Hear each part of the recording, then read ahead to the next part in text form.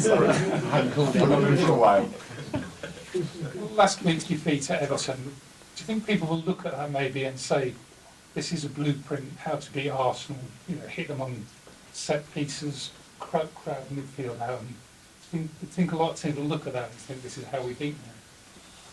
I think a lot of teams, they already been looking at the best way to beat us, and they use data, they use images, they did experiences that they had, they play in their strengths. I think every manager, every team is trying to do that, and Everton did what they did really well, better than us on the day. That's why they deserve to win the game. But other teams have tried to do that before this season and overcome it fairly comfortably. I mean, why do you think it went wrong last week?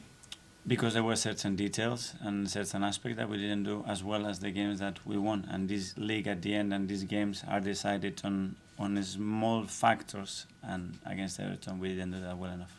But do you think it would be more the same from Brentford in terms of looking to hit? Well, when you look how they beat all the big teams in this league, it looks very simple, but they do it extremely well time and time again. So tomorrow we're gonna have to do that very, very well to win it. Mentally, is this your toughest game of the season, Mikel? I don't know. I think we prepare in the best possible way mentally for every game. It doesn't mean that it's the toughest, the easiest, probably because they don't need much. They already are looking forward to the game tomorrow. I can sense that, and we're gonna have our people next to us, giving us full of energy and enthusiasm and passion, and the boys are really looking forward to it tomorrow. It's a long time since your players lost two on the bounce, though, isn't it? Yes. Does that mean? But does that make your approach any different? No.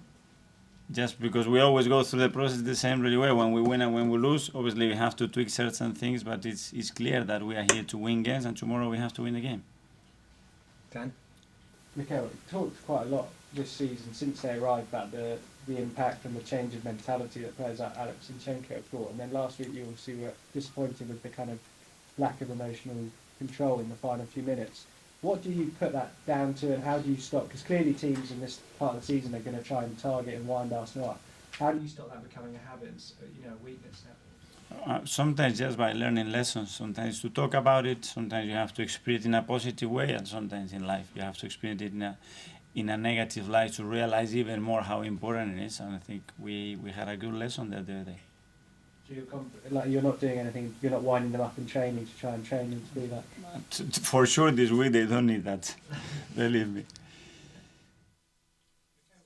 The documentary last year that after defeats you could be quite critical of the players behind closed doors, and also we've seen that in press conferences in the past.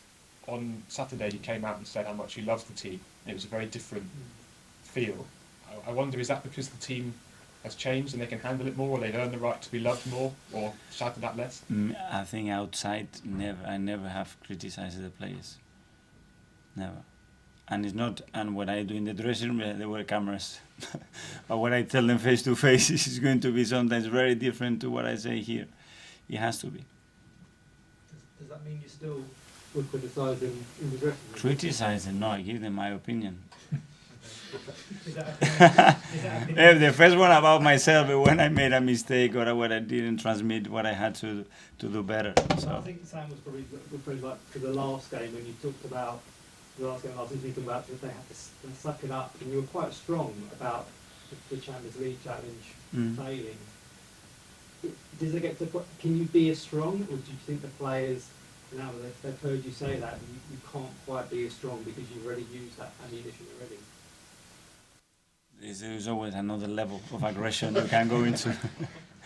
It's what they need. You don't have to do things. You have to feel, At the end is what is the outcome, why you want to do it, just to get the best out of them. That's it. So why did you think it was okay to say in that game, when they're on a low, and they must be quite low in that point, and you can say it? But when was that, sorry? It was in the Newcastle game, wasn't it? I think Yeah, so you had to suck it up. Mm. Was it suck it up then? You shut up, shut up and suck it. And it was they were obviously on a low, and you were prepared to say it, even though they were as low as they probably were. And now this week they might also be low. I don't know. It was my feeling. It was the way I said it. It's just you get what you see, and that was my way of saying. Now, yeah, it's very good to talk. Now, let's do it on the pitch, guys. On the pitch. Let's not talk on the pitch. Yeah. Also, Mikel, have you discussed, I don't know, do you sort of go through worst case scenarios ahead of a big game like this? For example, what happens if you go 1-0 down? Have you actually sort of discussed those kind of scenarios and how you could react on a worst case? I prepare them. For sure. Sometimes without telling them. Well, go on, just expand on it. Eh? Go on, just expand. No, I can't.